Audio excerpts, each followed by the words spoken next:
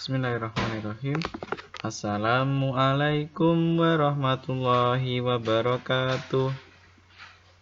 Alhamdulillah, bersyukur pada Allah. Hari ini anak-anak masih diberikan kesehatan dan kekuatan untuk kembali mengikuti materi dari Pak Kolis. Salawat serta salam kita haturkan kepada junjungan kita Nabi mulia Nabi Muhammad sallallahu alaihi wasallam. Semoga salawat yang senantiasa kita berikan menjadi sebab Rasulullah memberikan syafaat pertolongan di hari akhir nanti. Amin ya rabbal alamin. Pagi hari ini anak-anak kita akan belajar tema 2. Alhamdulillah sudah masuk ke tema 2. Temanya adalah selalu berhemat energi. Subtema 1 sumber energi. Pada pertemuan kali ini Pak Kolis akan menyampaikan bagian 2 yang berisi muatan IPA, IPS, dan SPDP. Namun sebelum kita mulai pelajaran materi pada pagi hari ini, marilah kita berdoa terlebih dahulu agar Allah mudahkan dalam belajar, Allah mudahkan dalam menerima ilmu, dan Allah fahamkan setiap ilmu yang kita dapatkan.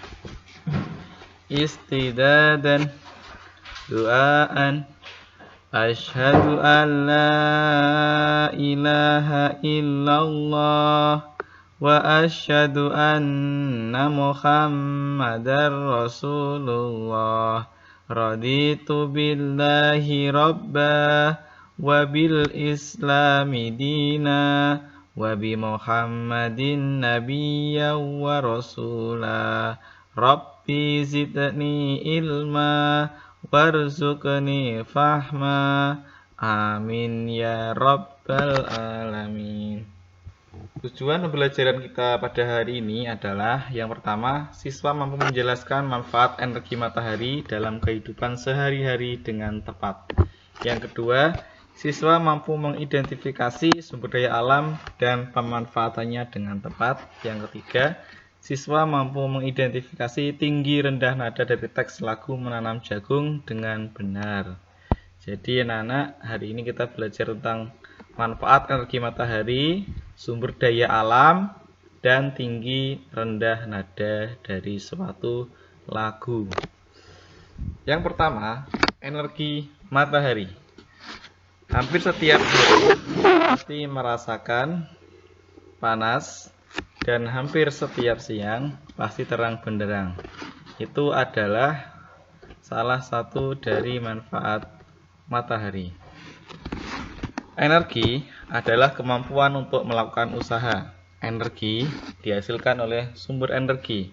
Jadi kalau ditanya, sumber energi adalah energi yang menghasilkan. Sumber energi terbesar bagi bumi adalah matahari. Jadi matahari adalah pusat energi terbesar di dunia ini. Manfaat matahari bagi kehidupan makhluk hidup di bumi. Yang pertama adalah cahaya matahari menerangi permukaan bumi.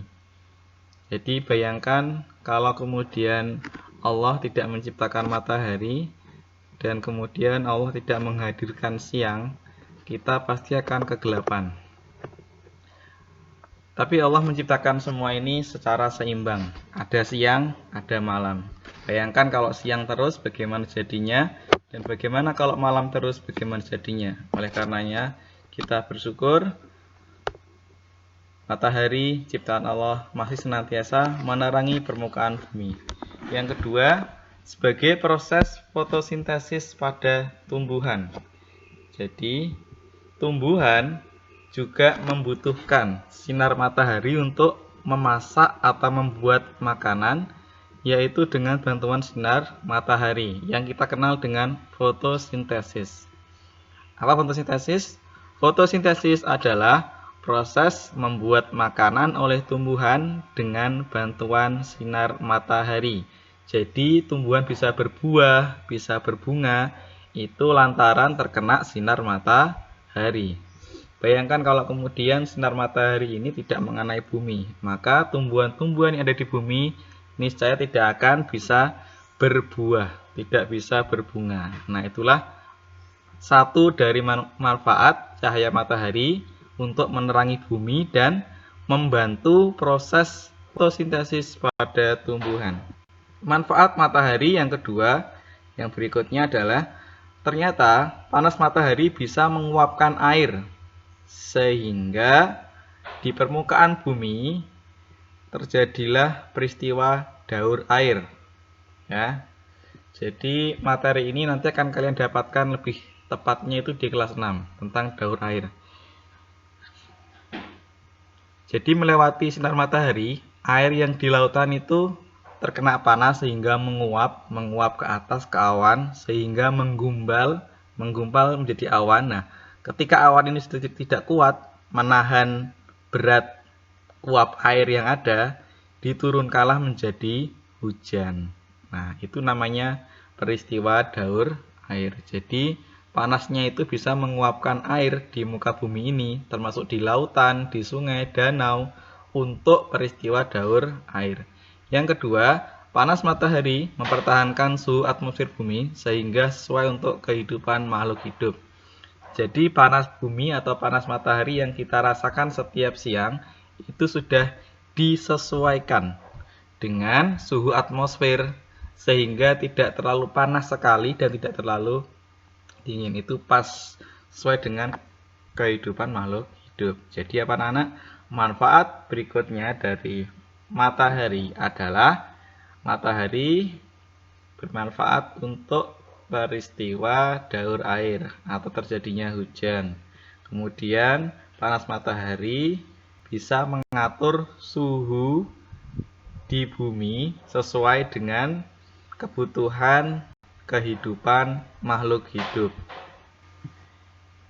Manfaat berikutnya adalah panas matahari dapat mengeringkan pakaian dan bahan makanan. Jadi setiap harinya kita menjemur pakaian itu juga salah satu dari manfaat matahari. Yang kedua, bahan makanan. Biasanya para nelayan yang telah menangkap ikan kemudian ingin diawetkan, salah satunya adalah dengan menggunakan sinar matahari. Nah, ini manfaat berikutnya ya adalah mengeringkan pakaian dan bahan makanan. Dan tidak hanya ikan ya, biasanya para petani juga ketika setelah panen kemudian menjemur padinya gitu ya, agar kemudian siap untuk dikonsumsi.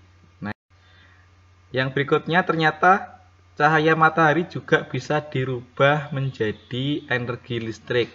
Nah, ingat, cahaya matahari juga dapat dirubah sebagai sumber energi listrik. Apakah bisa langsung dirubah? Tidak. Dengan bantuan alat. Energi matahari dapat diubah menjadi energi listrik menggunakan alat yang namanya panel surya. Panel surya ada yang dipasang di atas lampu tiang, ada yang dipasang di atap, dan lain sebagainya.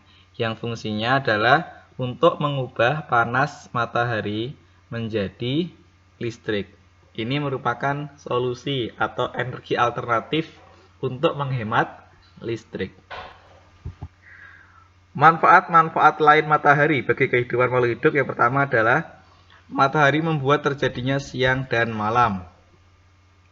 Yang kedua, matahari mengakibatkan terjadinya 4 musim di belahan bumi utara dan bumi selatan, yaitu musim panas, gugur, semi, dan dingin. Yang ketiga, ternyata cahaya matahari juga sangat berguna bagi pertumbuhan tulang pada anak. Kenapa? Karena sinar matahari yang sebelumnya pro vitamin D terkena oleh kulit kita, dirubah oleh tubuh kita menjadi vitamin D. Vitamin D sangat baik untuk pertumbuhan tulang kita. Jadi tidak hanya untuk mengeringkan pakaian, tidak hanya untuk mengeringkan padi, mengeringkan ikan, tidak hanya untuk fotosintesis, tidak hanya untuk menentukan uap air, tetapi matahari juga bisa digunakan sebagai asupan yang baik bagi tulang-tulang kita. Makanya kita dianjurkan juga setiap pagi harus berjemur. Berjemur sekian menit agar kulit kita bisa merubah sinar matahari menjadi vitamin D. Berikutnya adalah Indonesia, negara kita, adalah salah satu negara yang memiliki sumber daya alam yang terbesar di dunia. Oleh karenanya, kita harus bersyukur negara kita sangatlah kaya. Sumber daya alam adalah segala sesuatu yang berasal dari alam, yang dapat digunakan untuk memenuhi kebutuhan hidup manusia. Jadi, Pak Kholis ulangi lagi. Sumber daya alam adalah segala suatu hal yang ada di dalam alam, dari dalam alam, yang dapat digunakan, yang dapat dimanfaatkan untuk memenuhi kebutuhan hidup manusia. Manusia Allah ciptakan di muka bumi ini, salah satunya adalah untuk mengatur, memimpin apa yang ada di muka bumi ini. Ketika Allah ciptakan pohon, Allah ciptakan tumbuh-tumbuhan, maka manusia harus berperan memanfaatkan segala sesuatu tadi yang ada dari alam. Ternyata SDA, sumber daya alam, dibedakan menjadi dua. Sumber daya alam yang dapat diperbarui dan sumber daya alam yang tidak dapat diperbarui. Nah, jadi Allah menciptakan sumber daya alam ini ada yang cepat habis, tidak bisa diperbaharui, ada yang kemudian cepat habis tapi bisa diperbaharui. Seperti apa contohnya? Kita lihat lanjut. Yang pertama, Pak Kholis sampaikan tentang sumber daya alam yang dapat diperbaharui. Apa itu? Sumber daya alam yang dapat diadakan kembali, meskipun sumber daya alam tersebut telah habis dimanfaatkan. Air contohnya.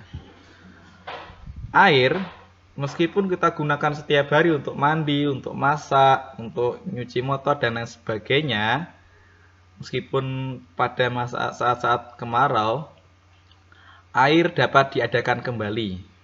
Ya, ketika air yang kita gunakan meresap ke dalam tanah, kemudian mengalir dari hulu ke hilir, sampai ke laut, kemudian panas matahari menguap ke atas, hujan. Seperti itu terus. Nah, jadi sumber daya alam yang dapat diperbaharui adalah sumber daya alam yang dapat diadakan kembali. Sumber daya alam yang dapat diadakan kembali, meskipun sumber daya alam tersebut telah habis dimanfaatkan. Contoh tumbuhan, hewan, sinar matahari, angin, dan air. Yang kedua, sumber daya alam yang tidak dapat diperbaharui. Artinya, sumber daya alam yang tidak dapat dihasilkan kembali, tidak bisa diadakan kembali setelah digunakan atau setelah habis. Karena apa? Karena jumlahnya sangat terbatas. Contoh, seperti halnya minyak bumi. Nah, minyak bumi ini lama-kelamaan apabila sumber-sumber di dunia sudah habis, maka tidak ada atau tidak bisa diperbaharui. Emas, besi, logam, dan barang-barang tambang lainnya adalah contoh dari sumber daya alam yang tidak dapat diperbaharui. Jadi anak-anak kalau ingin mengingat contoh dari sumber daya alam yang tidak dapat diperbaharui adalah contoh-contoh pada barang tambang, batu bara, emas, minyak bumi, besi, itu termasuk barang-barang tambang.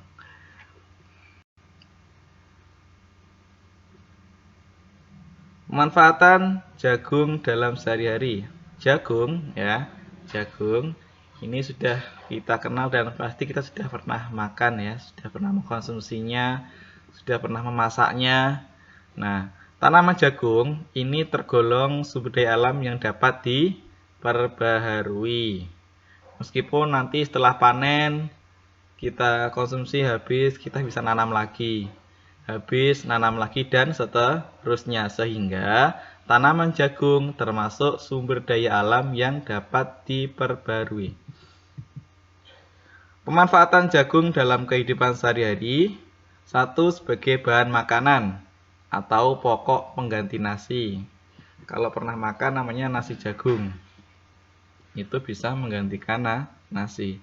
Yang kedua, sebagai bahan kerajinan, bisa digunakan sebagai bunga, pot, terus kemudian hiasan pensil, dan lain sebagainya.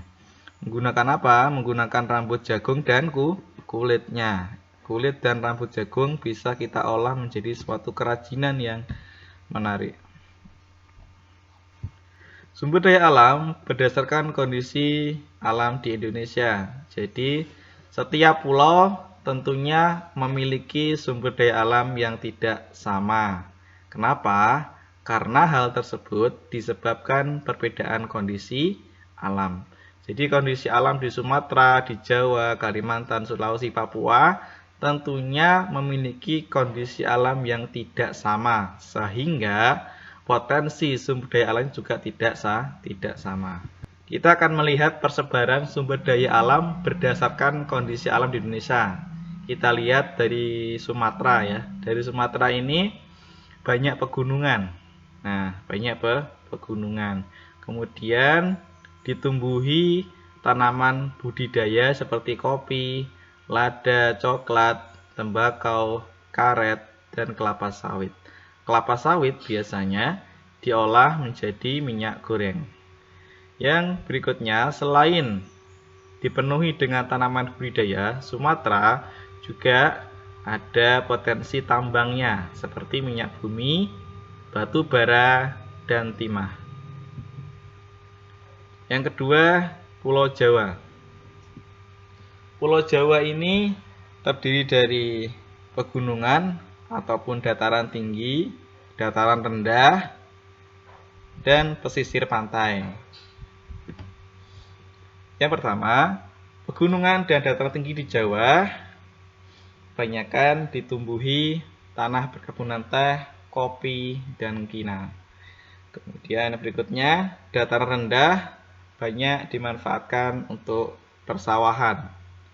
Pesisir pantai biasanya potensi alamnya ada ikan laut, rumput laut, dan bertani garam yang ada di Madura dan ikan asin.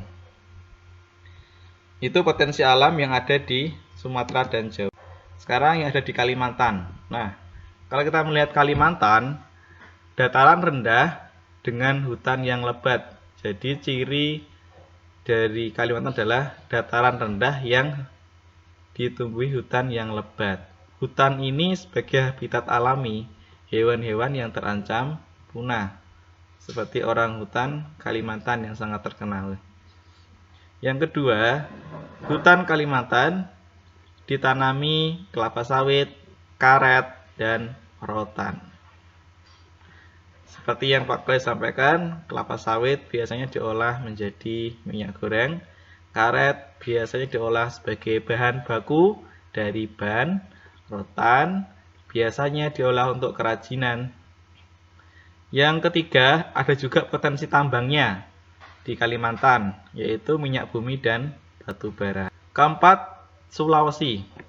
Sulawesi ini sumber daya alamnya berupa pala dan jagung. Kemudian di pantai Sulawesi banyak ditumbuhi kelapa, sehingga di Sulawesi itu ada perkebunan kelapa. Dan tambang yang terkenal dari Sulawesi adalah aspal. Berikutnya dari Papua. Nah, Papua ini memiliki hutan konversi. Hutan yang ditetapkan untuk berbagai tujuan dan kepentingan pembangunan di luar bidang kehutanan. Hutan konversi ini berfungsi untuk transmigrasi, pertambangan, perkebunan, peternakan, pencetak sawah baru, dan lain-lain. Yang kedua, Papua juga memiliki hutan lindung yang telah ditetapkan oleh pemerintah atau kelompok masyarakat tertentu untuk dilindungi agar fungsi-fungsinya terutama mengenai tata air dan kesuburan tanah tetap dapat berjalan dan tetap dapat dinikmati manfaatnya oleh masyarakat. Nah, 5. Papua ya, masih di Papua ya. Papua punya sumber daya alam yang unik, salah satunya adalah sagu. Jadi sagu ini merupakan sumber daya alam Papua yang dimanfaatkan sebagai makanan pokok. Kalau kita di Jawa biasanya makanan pokoknya utamanya adalah nasi. Kalau di Papua dia punya sagu. Sagu ini mereka jadikan sebagai makanan pokok mereka. Masyarakat Papua juga biasanya mengolah sagu menjadi papeda. Nah, papeda ini biasanya kita temui ya di jajanan-jajanan SD.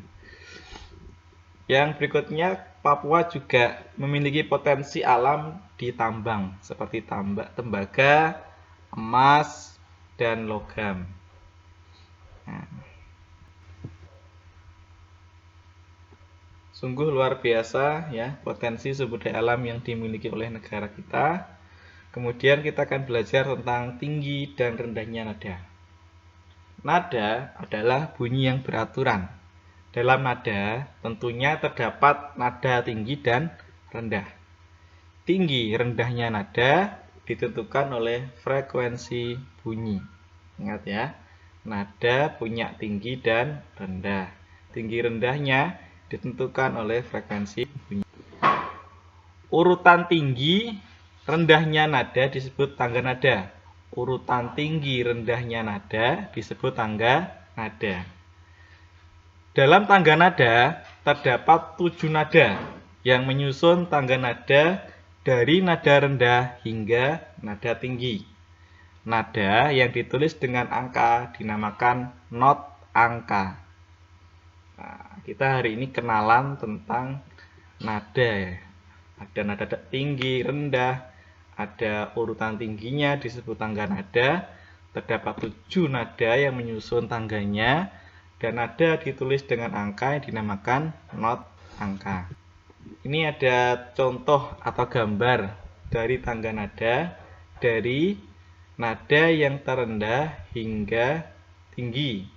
Nada yang tinggi menunjukkan suara semakin tinggi. Contoh do, re, mi, fa, sol, la, si, do. Tempo dalam lagu adalah cepat atau lambatnya lagu saat dinyanyikan. Tanda tempo lagu berada di sebelah kiri atas dalam lagu. Tempo lagu berhubungan dengan akhir lagunya. Tempo terdiri atas cepat, lambat, dan sedang. Lagu bertempo cepat menunjukkan suasana gembira. Lagu bertempo lambat biasanya menunjukkan suasana sedih atau hikmat. Ada alatnya untuk mengukur atau mengatur tempo lagu itu adalah metronom. Tempo biasa ditulis dengan tanda tempo. Berikut istilah tanda tempo. Tempo cepat biasa disebut allegro, presto, vivace. Tempo sedang biasa disebut moderato, andante, andantino. Tempo lambat adagio, largo, lento. Sekian materi dari Pak Kolis. Semoga ada manfaatnya. Assalamualaikum warahmatullahi wabarakatuh.